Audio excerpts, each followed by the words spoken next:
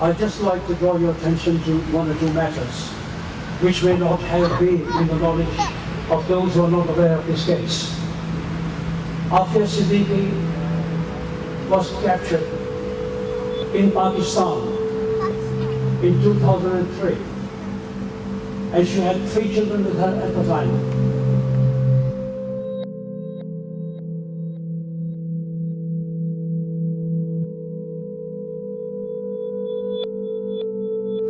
From 2003 to 2008, she disappeared from the surface of this earth. As far as the security forces were concerned, she did not exist.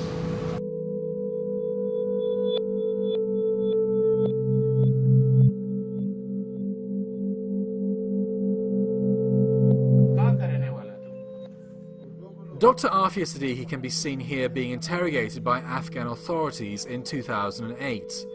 She and her 3 children had gone missing in Pakistan 5 years earlier in mysterious circumstances.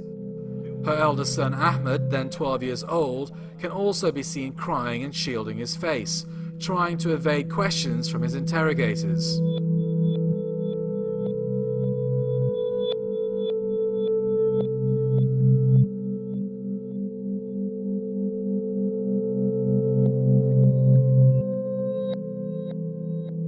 Aafia Siddiqui is a Pakistani national with a PhD from an American university. The US government accuses her of belonging to Al-Qaeda and says she attempted to kill members of the military in Afghanistan while being held unsecured inside a police station. They say she was behind a curtain when a group of US personnel walked in. One of the men left his gun on the ground, and Miss Siddiqui is accused of quietly dragging it behind the curtain before opening fire. She missed, but was shot and injured in response.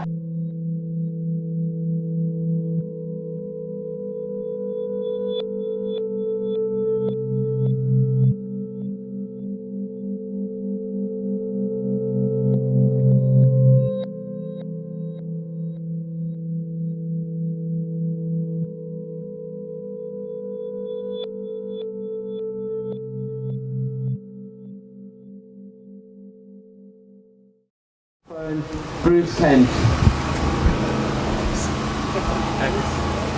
Thank you very much, everybody, for inviting me again. I came here, I suppose, some months ago, and I'm very sorry that I've not got great news, that we haven't got what we wanted at that time, but as our friend said, we will go on. Somebody said to me on the television camera a moment ago, what am I doing here supporting a Muslim woman? Well, let me tell you, I'm not supporting a Muslim woman, I'm supporting a woman. I don't mind whether she's Jewish or Christian or Muslim or Buddhist or whatever. She is a human being whose human rights are being denied.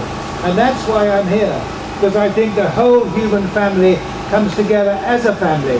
Whatever labels we use, whatever our convictions, we have a right to live in peace and to live in justice. And I think that is why I'm here, and I'm sure that many others. And I'm delighted to be with the Muslim community, because I know perfectly well that the Muslim...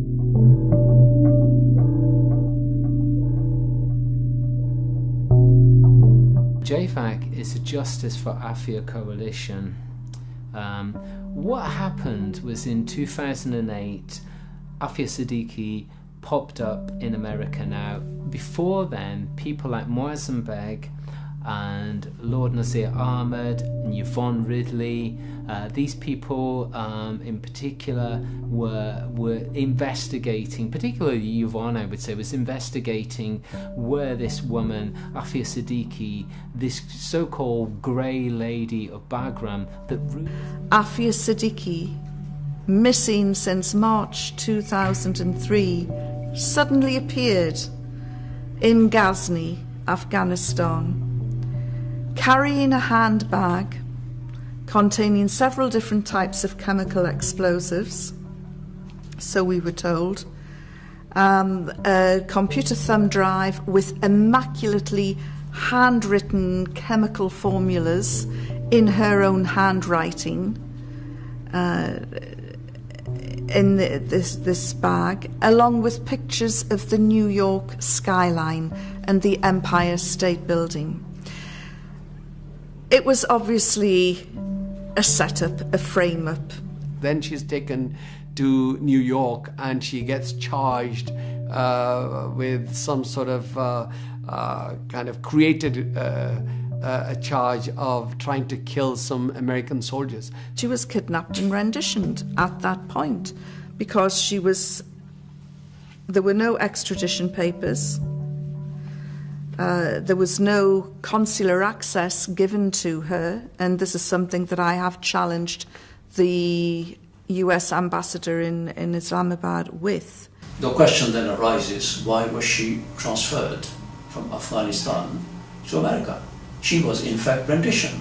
It's a well-known fact that some prisoners have been renditioned through Europe, to the Middle East, to the United States, and vice versa.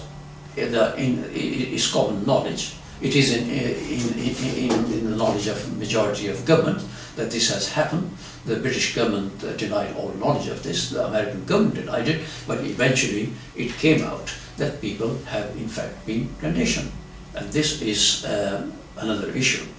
I cannot believe for the life of me that if she was trying to kill somebody, a woman with 3 children, she wasn't on holidays in Kabul, because they say that they arrested her in Kabul when she was walking around somewhere. And they took her in and they were questioning her, and this is what happened because suddenly she tried to kill and she tried to escape. Well, there are lots of questions.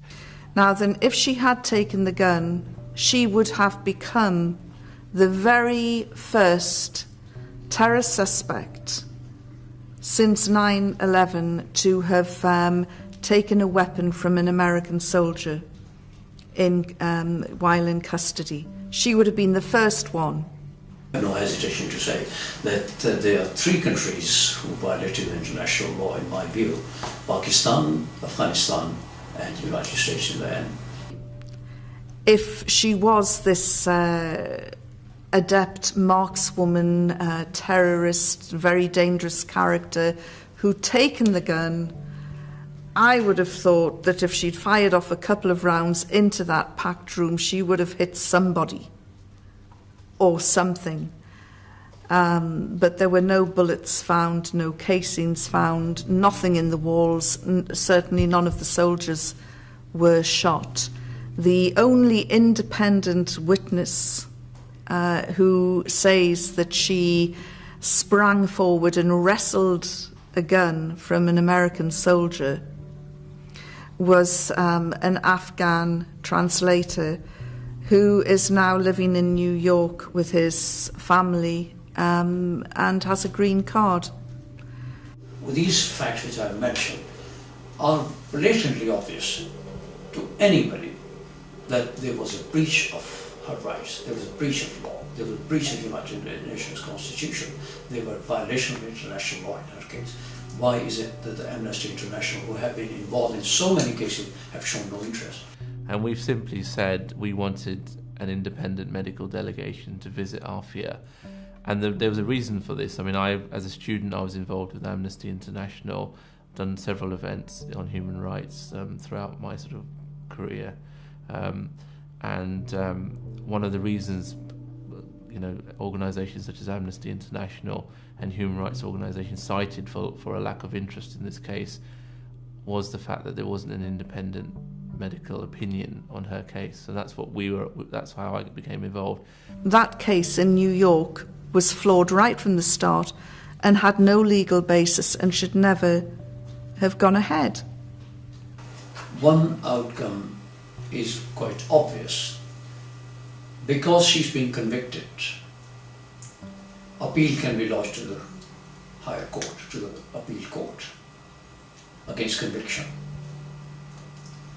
So that's the first obvious option. And the second option is, bearing in mind the international connotations attached to this case, i.e. her capture, rendition, then transfer from one country to another, and her detention, unlawful detention, and then transfer to another country, it is quite possible for the US Attorney General to intervene in this case. And the term which they use is to vacate the conviction. All we can do is wait. All we can do is pray and hope that reason prevails. We're not against the Americans. We're not against them, but we are for justice. And all we ask for is justice. Let her go free. It's been proven that she's not guilty. Let her go free. If you want to do anything, if you have to give her a sentence, let her serve the sentence in Pakistan. But yeah, we can only wait now.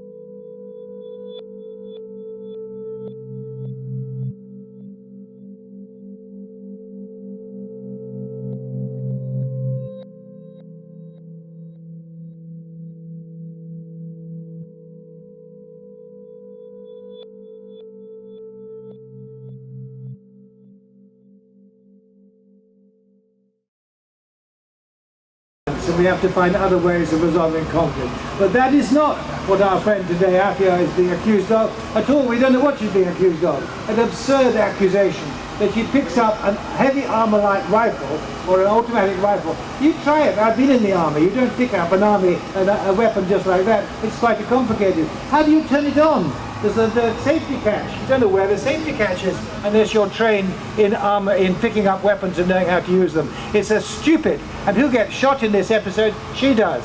It makes no sense whatsoever. There ought to be a public inquiry into the whole business, not just of her, but of all that's gone on in Bagram, in Guantanamo. We should all be ashamed, those of us who have been silent in any part of all this.